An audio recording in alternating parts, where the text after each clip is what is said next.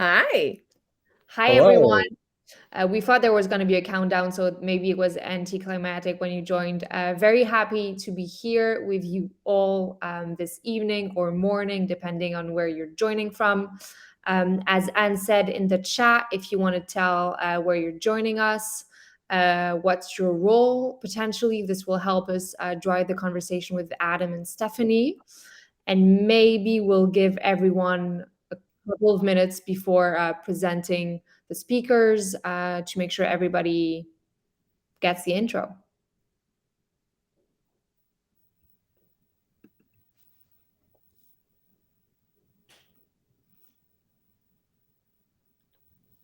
Hopefully people are joining. London. Ooh. Hi, Madeline. We're actually speaking. So Adam, as I was saying, I'm speaking tomorrow, and I'm speaking with Madeline tomorrow at 5. Oh, how fun. Awesome.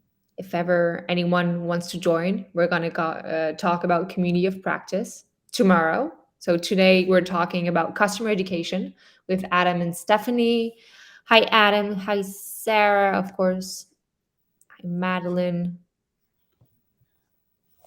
Loving the community spirit, community pros showing up in the community with other community pros. Very meta. Meta on meta. Hello from Finland. If you can also state your job title or scope, it would be awesome. Yeah, I would love And to if know you, yeah, if we have customer education folks, community folks, both, neither. curious minds. Customer success folks. I mean, aren't we all? True. But Customer that will help first. us. That will help us tailor what we talk about. I very much agree.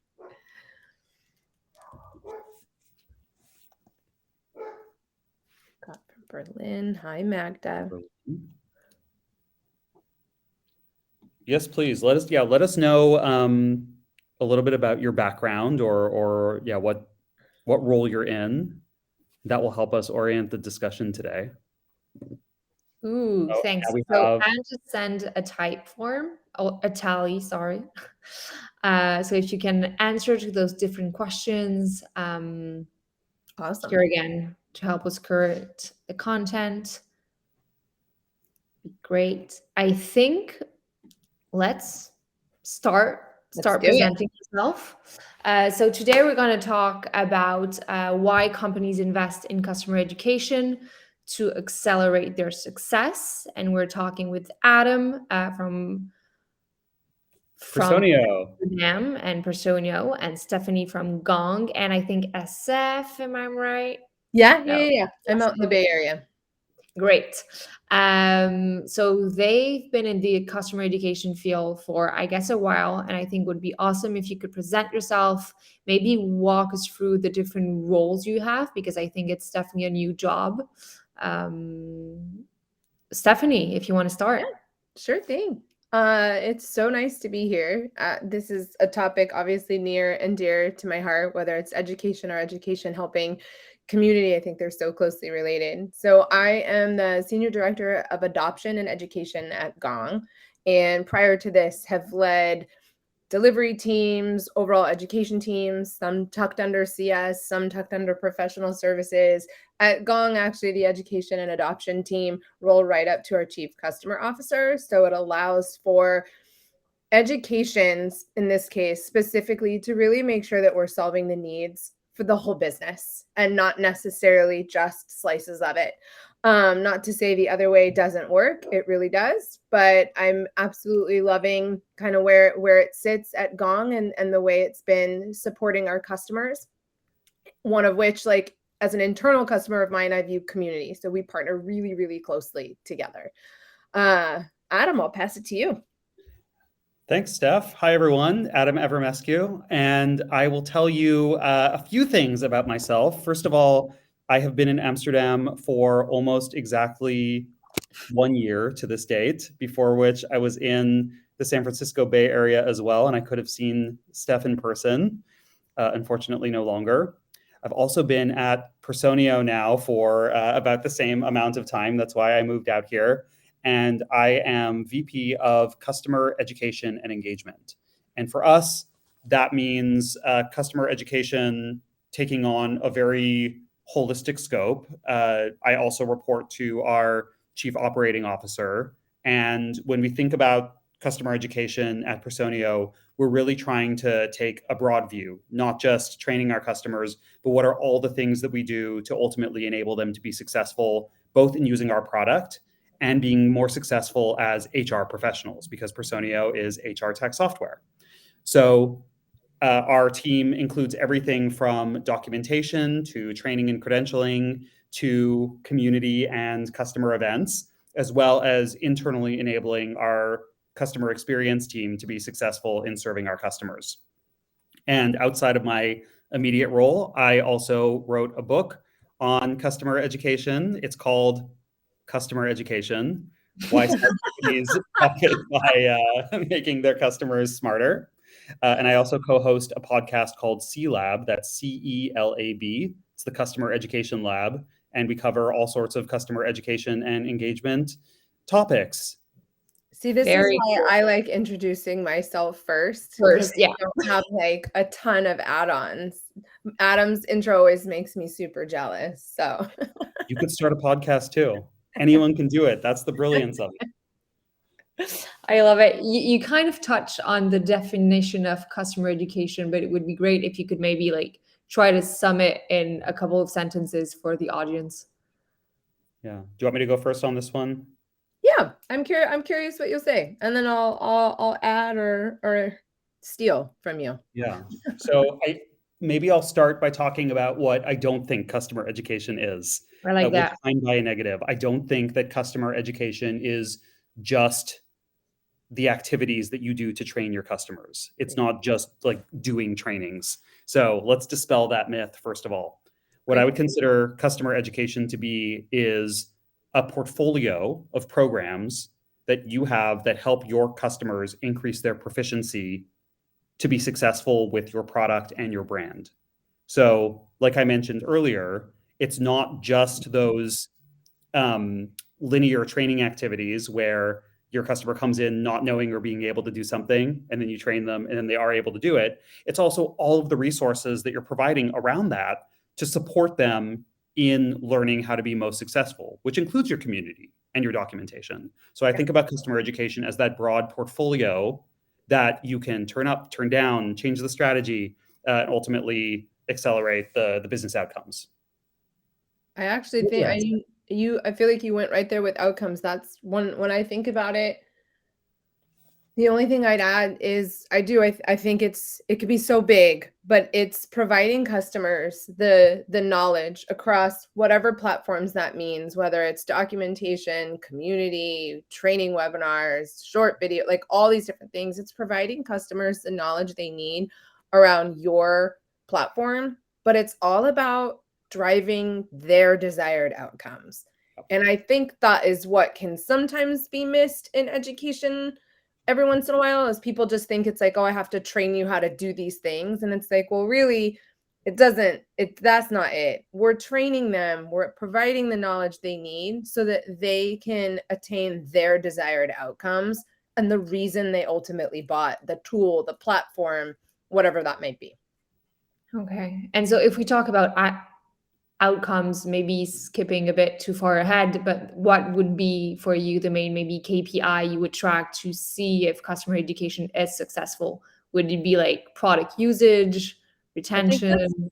I think that's actually like, Adam, I'm curious what you'll say to this, but that is what I think is so different at depending on where you're at and things like that. So I do think usage and utilization are important to capture, but that is not the same thing as a customer finding value or attaining that outcome. So I think you can find that by via proxy a few ways. And a lot of times it is usage. It's like, hey, what are the core things in our platform that if they're using it this way, most likely lead to they are most, finding value. Obviously, renewal is the ultimate like a goal. Like if they renew, I would like to think they're finding value, but you can find those leading indicators But I think that can actually be one of the challenging things to measure, because oftentimes you get stuck just figuring out, I want them to do this thing, so measuring usage of that. But I think there's a formula there that you have to figure out, which is like usage and feedback, and are they actually, using it the way that they need to in order to get their outcomes. I think it can actually be challenging to measure and figure out what those KPIs are. Adam, I'm curious if you feel the same way. I do. And I think we need to put a big fat bookmark in that whole idea of like downstream outcomes and causation and correlation, because that's a whole other topic that we can go into in a moment. But responding to your thought here about how outcomes and KPIs relate to one another, those are slightly different things. Yes. And I also think that there's two ways to look at outcomes. There's customer outcomes, like you've been talking about, which ultimately that's exactly what we're here to drive, the customer's desired outcome, and using your well, for us, it's software. You might not be in software and you might have a different product. But also there's business outcomes for your business. So I'll use the example of Personio. Actually, we have a 3-stage vision for what our customer education program, and this includes everything, including community, is really here to do. So in terms of business outcomes, the thing that we have been driving up to this point is, on the customer side, more efficient self-service so that they can adopt the product without needing to scramble around to find information or to need to talk to a million people to get what they're looking for, which doesn't even take us into like really deep product adoption. That's literally just them having a better self-service experience. But for the business, that's operational efficiency. So how do we look at operational efficiency? We look at the number of headcount that we have in our customer experience organization that's dedicated to serving customers, and can we increase our customer base without linearly increasing the number of people that we have internally staffing that? Can't just throw bodies at it. Customer contact rate. So can we continue to lower the number of support tickets that are being filed by any individual customer because they're finding what they need more easily? Yeah. So when we talk about KPIs, like that's a good example of a KPI that ultimately drives a business and a customer outcome. But you can do that for other stages of the strategy, and I can talk about the future stages afterwards. But Adam, I think it's so critical that you kind of pointed out, there's like, when you're talking about outcomes, there are your business outcomes and there are customers like outcomes. And education is one of those amazing functions that actually has to support both of those. Like, that is where the magic happens, is if you can drive those business KPIs you just talked about, right? Doing things at scale, more efficient, trying not to doing things smarter, not harder in the org, can't throw all the bodies at it. What can we do? But then are we also then able to help our customers get to their outcomes? It's totally why I love this space, because I don't necessarily think all orgs in a company tackle both. Sometimes it's just focusing on one or the other. And I love education because it can be in the middle. I would say that's one thing that customer education, like let's even take the narrow definition, and community have in common, right? The path of going from a support community to, let's say, a customer or product-oriented community to a community of practice, which is a journey that a lot of community programs go on. And in fact, this is the journey that we're on with our communities at Personio, mirrors the ways that you might use customer education as well, where you might start with customer education that is really oriented around, say, case deflection and self-service. Yes. Then you move into a more, let's say, adoption driving program. You're teaching customers how to get better and more sophisticated usage out of your product. You're producing training materials on different interesting use cases, or you're starting to divide it by, if your customers are in different industries and use your product in different meaningful ways based on what their industry does. And then eventually you get to the point where, hey, you know what, we can actually even teach our customers something outside of how to use our product. For us, it's how to be better HR professionals. And if we can teach every European HR professional how to be better, not just at using our product, but at their job being a modern HR professional, well, then again, if we want to go back to our business outcomes, not only have we helped our customers succeed, but we're going to see the customers that are engaging in those learning programs with us, not only sticking with us longer, you mentioned net retention, but also creating more of competitive differentiation for Personio in the market. Right. And so what would be, you were talking about the different phases of customer education and what it can look like. What would be your recommendations or tips on how to start a customer education program within a company? I'll take a stab. I think one of the things that can be really overwhelming for organizations is when you actually put such a formal component of like, we're starting education. I assure you, most orgs are already doing it. Like, it's happening. And I think that's actually my first thing that I would suggest is understanding that you have education and training happening. You just may not have a formal organization or team doing it. But there are, I assure you, account executives that are out there showing trainings to the accounts they just signed or about to sign. There's customer success managers that are most likely leading demos to show new features and functionality. There are CSMs that are out there probably helping make sure customers are onboarded, or it's implementation that's doing short little sessions. Like, I assure you, these things are happening. And so one of the first suggestions I have when chatting with people is saying, okay, what is happening? What is the current landscape? Where is there education that's most likely happening? And then this goes to one of the KPIs Adam said, which is like, okay, well, how can we figure out a way to form maybe a team, or it can even start with just a person or two, jack of all trades, that can say, okay, I understand that every customer is getting a version of this session from their CSM. How can I help relieve the CSM from that? Do it in a scalable way, maybe do it in a way that is, from a true adult learning lens of like, what can I do to this to make sure that they then see exactly what they need to in the tool, the platform, the software, whatever it might be. And so, Adam, I'm curious, that to me is what I have found is like, it's happening. So step one for me is like, where is it happening? And then it's saying, okay, if we are going to formalize it, what are some of the first things to tackle? And for me, it's some of that, what I have found success in, at least, is where are some of those things that we can start to do in a one-to-many fashion, and then moves more towards the, okay, eventually we may have to get to for our larger enterprise customers, what's the very custom white glove one-to-one, but there's starting with, how can I help the business scale efficiently while providing the knowledge that gives customers what they need to drive their outcomes? That's where I first tackle it. Love it.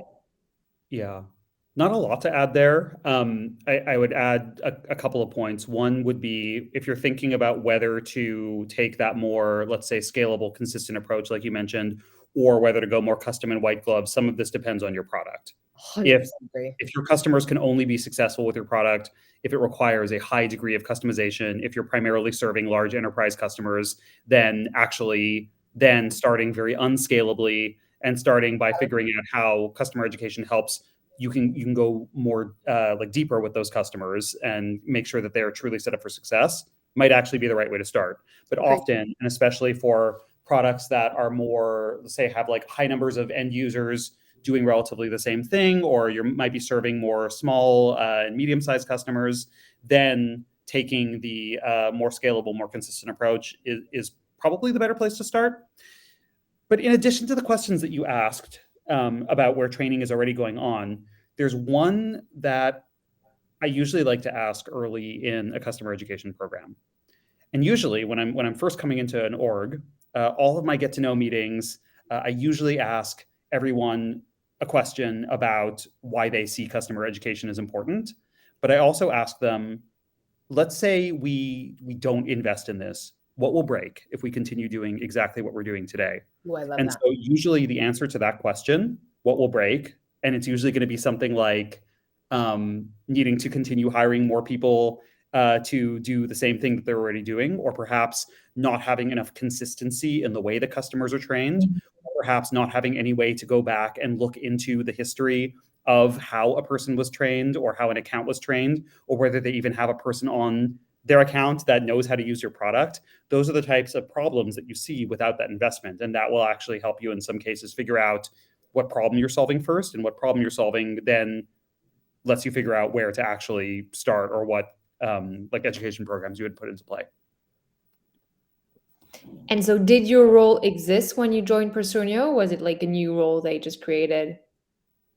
When I came into Personio, actually, and I'm going to give the organization a lot of credit here with being very forward thinking, that there were already 3 separate teams in place doing activities that eventually became part of our bigger customer education org.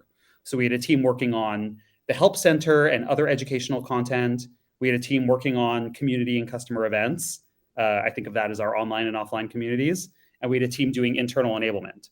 But they weren't all doing it in coordination. They weren't orchestrated. So on the plus side, I got to come in and really benefit from the team already having a ton of expertise. A lot of people who are really great at what they do. I learn things every day from my team because so many people have way deeper expertise in their field than I do. But the main thing that I needed to do coming in was find a way to orchestrate that and wrap everything around a consistent strategy. So for example, like I talked about with our 3 phases, what we needed to do was make sure that, at least at first, that each of those teams had solved the issue of operational efficiency and that we were really, getting in sync there and not duplicating each other's efforts. We needed to be operating efficiently. And then we can start to make some kind of experiments and initiatives into our next phase, which is more around driving product adoption, and ultimately net revenue retention. But we can only do that if first we're all operating efficiently. So yeah, that's kind of how it all came into place. What about you, Stephanie? I was listening to Adam talk a bit and just realized that it's so critical. So I came into Gong, let me back up and say I came to Gong because they did not have a training org. Community wasn't around yet either. It was going to be something that the education team started to look into and see if we could build. But similarly, credit to Gong for being one of the ultimate reasons I took it. I mentioned at the top of this was, for me personally, having gone through different organizations that have had education, it was really powerful to see that they understood it needed a seat at the table. And it was not just tucked under CS. It was not tucked under ProServe. I think that can work in many places, but particularly at Gong, training and education really did need to be in it and at the table to say, okay, what do our customers need? Not just post-sales, not just pre-sales, but it needed to span the entire customer journey. And what then allowed for that was it actually, I think, set the stage for when it did come time for us to launch a community. It actually became apparent that community also needed a seat at that table.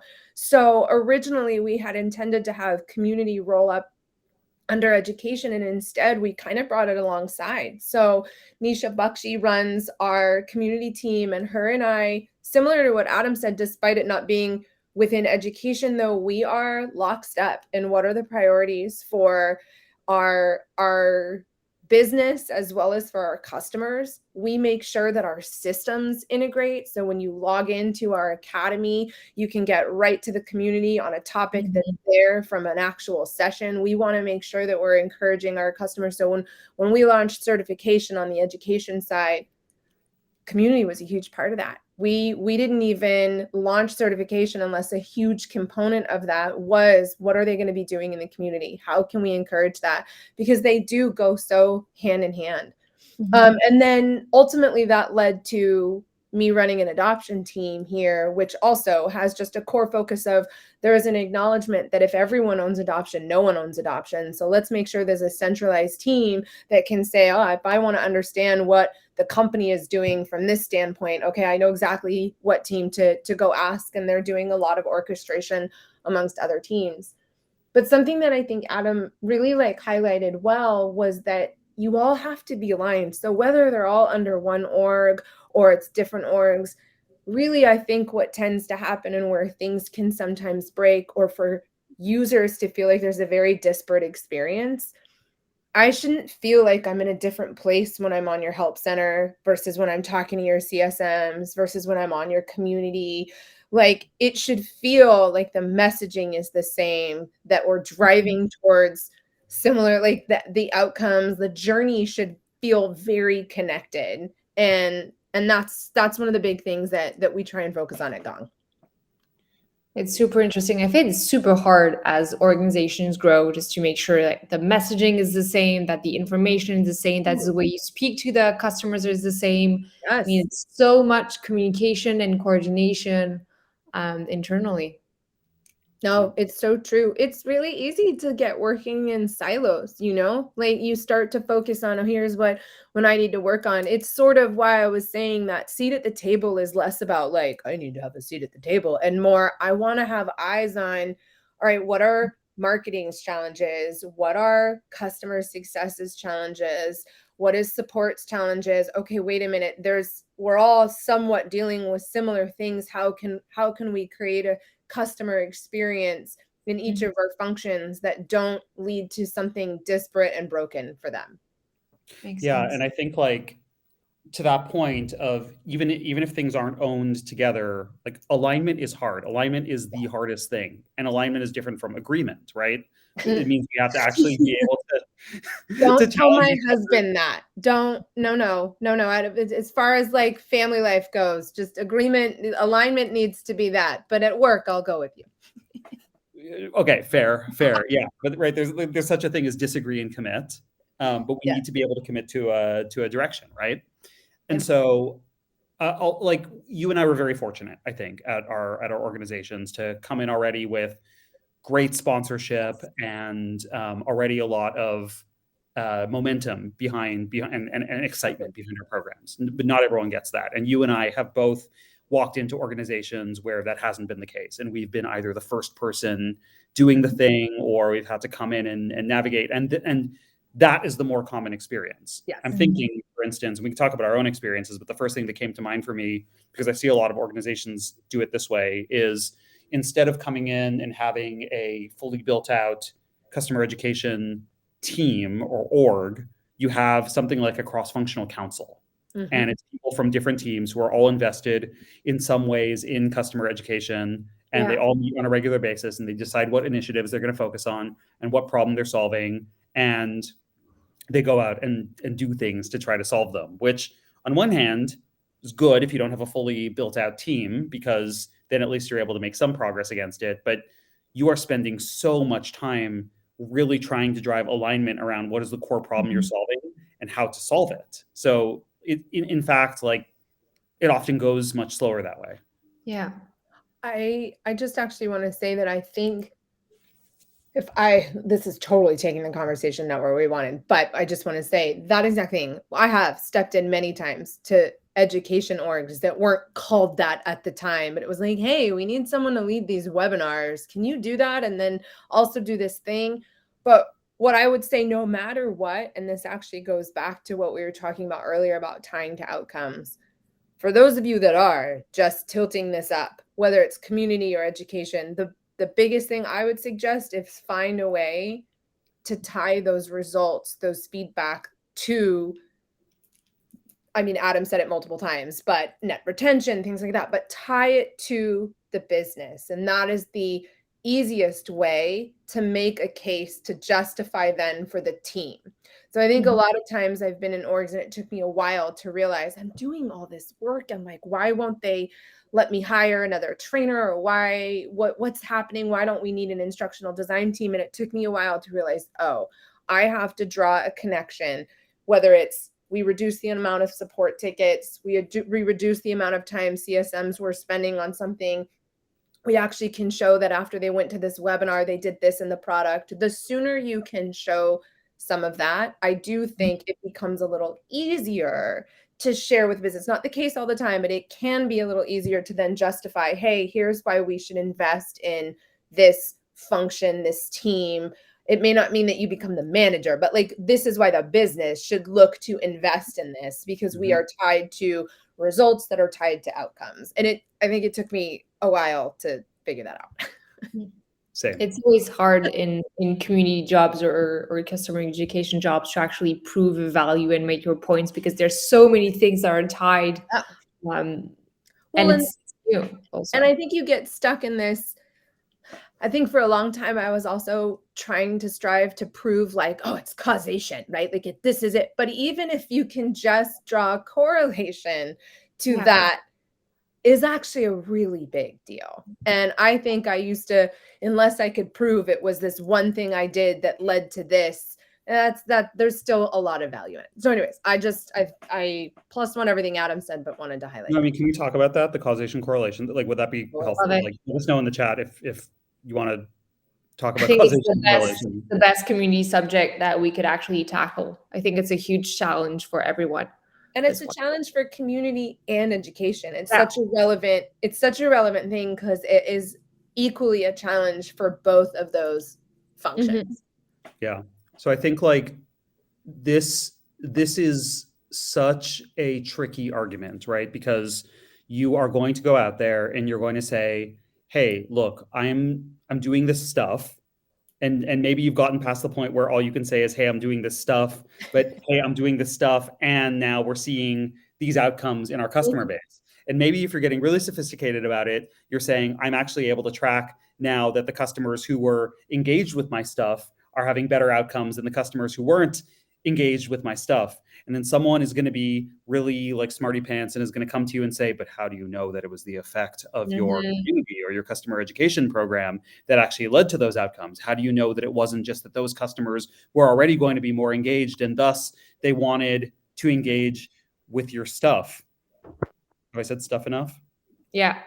And so, like, Steph, I think this is a really good, it's a really good argument that you just made, because I think sometimes it's a trap to go chasing that definitive causation versus correlation argument, especially if you don't have a team of data scientists who can do a regression analysis or a team of like an experimentation center of excellence that can run rigorous A/B tests to prove once and for all that it was your customers who are engaged in your education or community programs that benefited because of that. Because to do that, by the way, that means you have a whole subsection of your customers who aren't going to get the benefit of your education or your community. And are you really willing to do that just to prove causation? Maybe if you're large enough and have the sample sizes to do that, you can.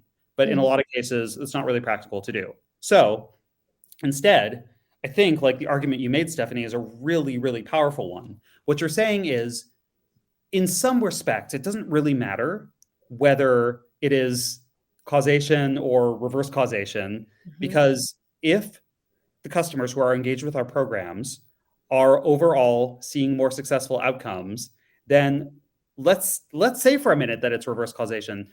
That still implies that our customers who are seeing success with our platform are also using the educational materials that we provide them. Therefore, let's not spend as much time having this debate back and forth about whether it's causation or correlation. Let's instead figure out what we can do to get more of our customers engaged with our educational materials, or for community, get them into that funnel of becoming advocates or power users or super users in the community. All the plus ones. I couldn't agree more. And I think I have to be really honest, it took me a long time to figure out how to sort of say that to a leader or a manager or boss of like, I am like, can we pause on that? And let me just say though, like, if we like, so I get it. We can have this argument forever, but if this, then that, let's just get more users, push more users to certification, because even if it's the reverse causation, like it's still leading to what we want it to. So it like, why not? Like, let's continue with that trend or see. And then what I have found is the more you do that, then you can start eventually to get more nuanced of, okay, wait a minute, it's actually the webinars, not the videos, or it's this part of certification. But like, until you can say and push more people to those resources or the community or education, like it took me a while to realize I could kind of push back on that argument a bit and say, okay, but wait a minute, like, let's still do this, because it doesn't make sense to halt until I can prove that it was exactly this one thing. In some organizations are operating at scale where they actually truly can do everything through experimentation. Like, for example, some organizations don't roll out features until they've released it behind a feature flag and have gotten a sufficient sample size to know that they should actually roll that out. If that's your organization, then yes, maybe you also have the sample size to A/B test your educational offerings, and you probably have a model where you can actually do a regression analysis and prove that what you're doing is effective in that regard. But if you're not doing that across your organization, then probably what you're doing is like if you're being asked, how do we know that it's causation? You sort of have to also be able to push back and say, why are we asking that specifically about education or community? Why aren't we asking that about the other big bets that we're making to drive customer outcomes? Yeah, I agree. In a big way. The other thing you brought up, Stephanie, that I think is really important is you talked a little bit back about the idea of being able to show some of those early wins. Yes. Like especially when your program is new. You were telling a story about kind of going and saying, well, why can't I hire a team around what I'm doing? And it's until you can actually tie to business value. But I think like, do you always show that business value by being able to point directly to the business impact of your program and the results it's generating? Or have you had success also doing that through, say, like storytelling and qualitative feedback? I think it's been both. This is where there's so much there's so many variables of it. Also just depends on the organization. It depends on the product. It depends on the leaders within. But I think there have been times in my time within education where it's, hey, here is the feedback we got from these webinars and it's customers raving. Like that's amazing. That is something huge. But then there's also been times where it's like, hey, there's internal feedback by starting these one-to-many webinars, which I know not everyone can do, and that was actually a whole different topic. But let's just say we started these one-to-many webinars, and you know what we ended up being able to show is that meant CSMs didn't have to do onboarding training or something like that, and then they had time to get more strategic with their customers. So I helped an internal customer. I gave them the ability to set the stage to have much more strategic conversations with their accounts. That's also really helpful. Then I've gotten now to a stage where there's times where I'll say, okay, well, now I want to see what are they doing in the product. They attended this session, they attended this webinar, they did this certification. What are they now doing in the system? And now I want to be able to say, I can show those that went to this or did this are in our product a lot more often than those that don't. But early on, some of the wins are just the qualitative feedback. Some of your internal customers being able to do more than they were able to do.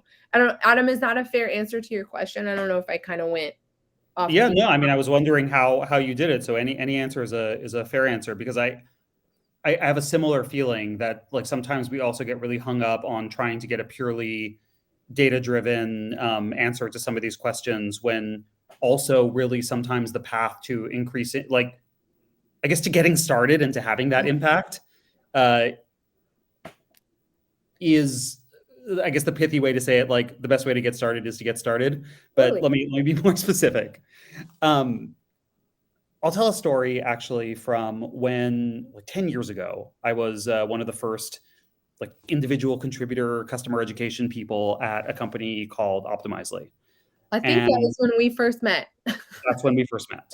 And so we're old, but also I was coming in and I knew that we would need to make a resource request for a learning management system, because without a learning management system, this is similar to asking for an instructional designer, right? Like it's something you need to do customer education, because you have to have a way to deliver learning to your customers and to track the effect of that learning. But at the time, I didn't really know how to make the argument for why a learning management system was important.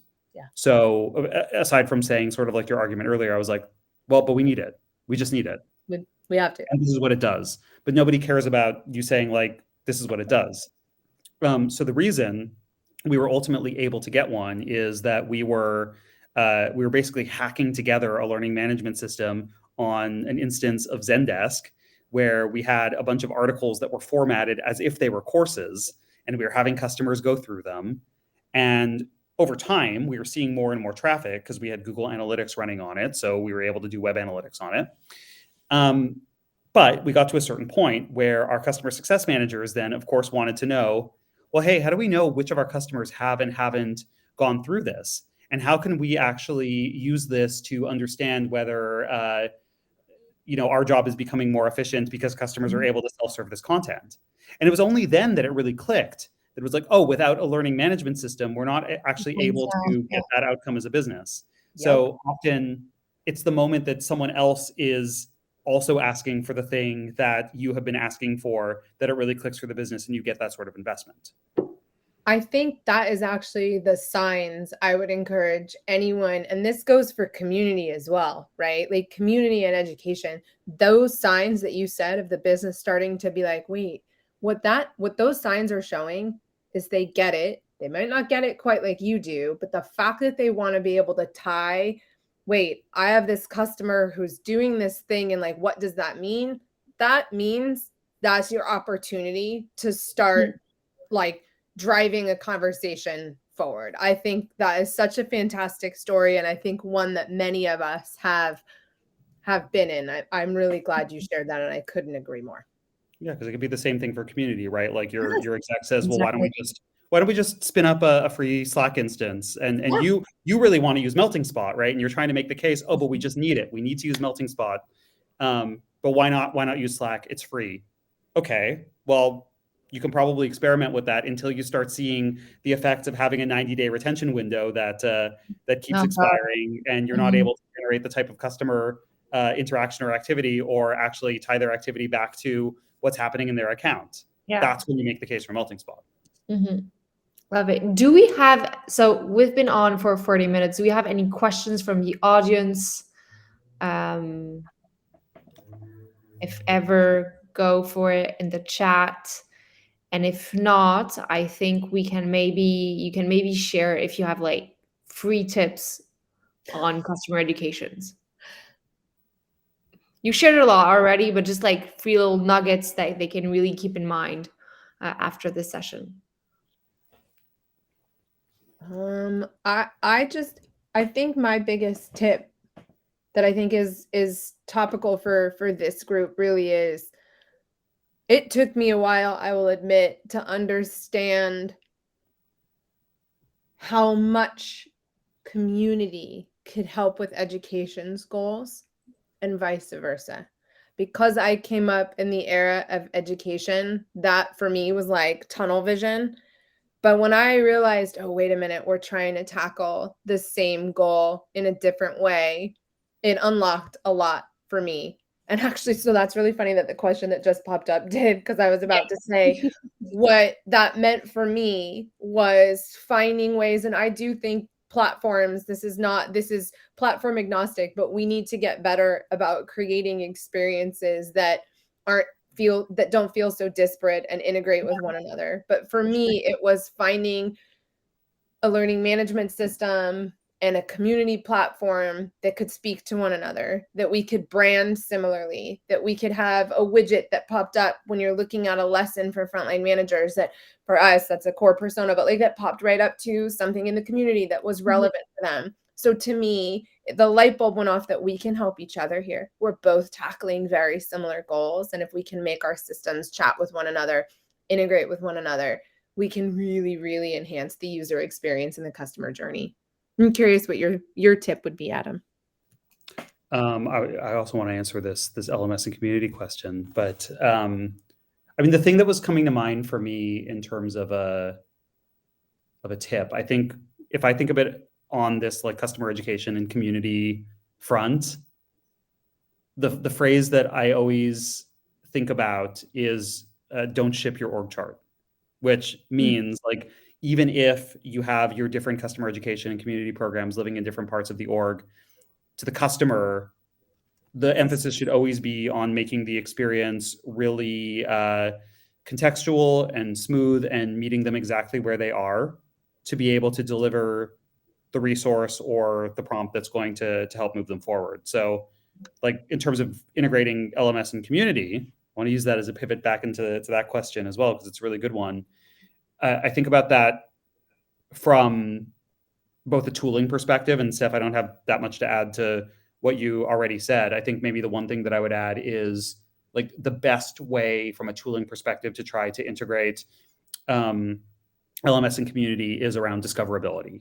So when you're in a course, being able to find a relevant discussion in the community and vice versa. Also looking at things like federated search that can operate on both of those, so that if you're searching in one place as the user, even if that place is Google or Bing or maybe ChatGPT in the future, that wherever the customer ends up, they're never more than one click away from a relevant piece of content in the other place, right? So if they come onto your community, making sure that it's really quick for them to be able to get to a related conversation, or sorry, a related course in the LMS. Yes. The other part of that is process. So really making sure that you, whether you are the community or the LMS person, making sure that your counterpart is really thinking about that customer journey, and that you have a clear plan for how your programs should be working together, whether that's creating cohorts in your community that are related to courses that you're going through, or I mean, I could probably think of other examples if I sat here and thought about it, but making sure that your processes are aligned so that you have similar programming across both. Agreed. Yeah. Great. Any more question from the audience?